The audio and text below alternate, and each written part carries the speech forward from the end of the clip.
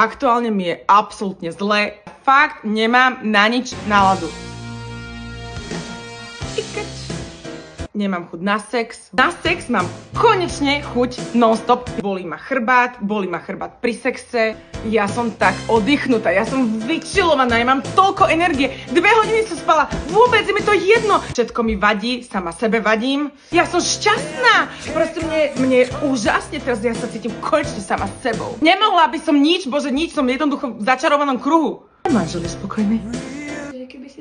Ale nič nezačnem, ja nič nedokončím, proste ja nemôžem ani nič začať, lebo nič nedokončím. No som sa pozrela na robotníkov, že akože dala by som si povedať. Keby si bola pozitívnejšia, tak...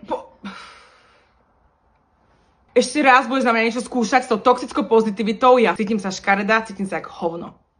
Cítim sa ako bohyňa a ako najkrajšia žena na svete.